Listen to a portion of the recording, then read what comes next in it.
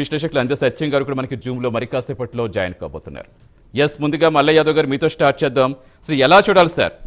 ఒక వైపు అనేక చట్టాలు వస్తున్నాయి, అంటే రీసెంట్గా మనకి తెలంగాణలో జరిగిన దిశ ఎన్కౌంటర్ అప్పుడు కొంచెం ఆగుతాయేమో అని అందరూ అనుకున్నారు. కానీ అది 3 నెలల ముచ్చటగానే ఎందుకు మారిపోతుంది అనుకోవాలి? ఎందుకు ఎక్కడొక్కడ భయం అనేది లేకుండా పోతోంది? ఇలాంటి ఘటనలు చేస్తున్నారంటే ఎవరన్నా చూసి చేస్తున్నారు అనుకోవాలి. అసలు విద్యార్థులకు కూడా రక్షణ లేకుండా పోతుందంటే, అది కాలేజీలో రక్షణ లేకుండా పోతుందంటే తాజాగా ఘటనకు సంబంధించి మీరు ఎలా రెస్పాండ్ అవుతారు?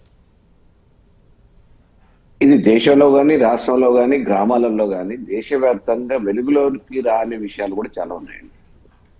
అక్కడో ఇక్కడో తప్పనిసరి పరిస్థితులలో ధైర్యం చేసి వెలుగులోకి తీసుకొస్తున్న వార్తలు కొన్ని అయితే, వెలుగులోకి రాని వార్తలు కోకొల్లలు.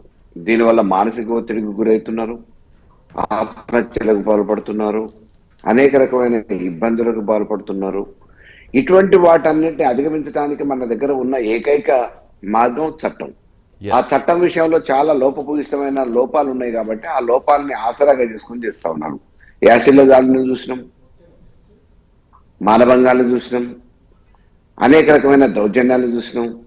అయినా కానీ ఎప్పటికప్పుడు ప్రభుత్వం, ఏ ప్రభుత్వం ఉన్నా ఆ రోజు మామూలుగా ఆ రోజు జరిగిన ఇన్సిడెంట్ మీద స్పందించే అధికారులు రంగంలో దిగి ఎన్కౌంటర్ల పేరు మీద ప్రజల కోరిక మేరకో, వాళ్ళ డిమాండ్ మేరకో, వాళ్ళ మీద వస్తున్న వ్యతిరేకతను దృష్టిలో పెట్టుకుని ఏదో 1-2 అడపా తడపా 1-2 చర్యలు జరుగుతూ ఉన్నాయి అక్కడ ఇక్కడ తప్ప, ఇది కట్టుదిట్టంగా భవిష్యత్ ప్రణాళికతోని, చట్టబద్ధతతోని ఎక్కడ కూడా రక్షణ కల్పించలేకపోతూ ఉన్నాయి.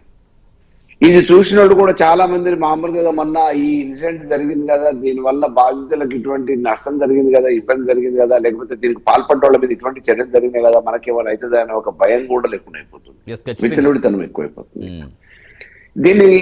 దీన్ని రోజు కాపలా తల్లిదండ్రులు రాలేరు, పోలీసు రక్షణ వ్యవస్థ మామూలుగా ఇట్లా లేడీస్కి ఇవ్వలేరు. వేరే దేశాలలో చూస్తున్నాం మనం, నిఘా వ్యవస్థలు మామూలుగా ఏదో ఈ పోలీసు వ్యవస్థ లేకపోతే ఇంకా వేరే ఆర్గనైజేషన్తో రావట్లేదు. కెమెరాలను మానిటర్ చేసి పోలీసు వ్యవస్థ చట్టాలు చేసి ఎక్కడైనా ఇటువంటి జరిగితే వెనువెంటనే ఎటువంటి విచారణ లేకుండా అక్కడికక్కడ స్పాట్ లో ఉన్న ఆధారాలను బట్టి ఎమ్మటే శిక్షలు ఇస్తా ఉన్నారు. కాబట్టి వేరే దేశాలలో ఇటువంటి సాహసం చేయట్లేదు.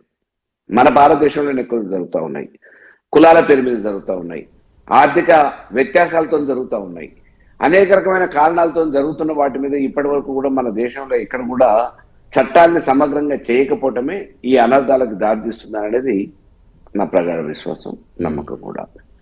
కాబట్టి ఇవాళ విద్యార్థులకు కూడా ఒక రక్షణ లేకుండా అయిపోయింది.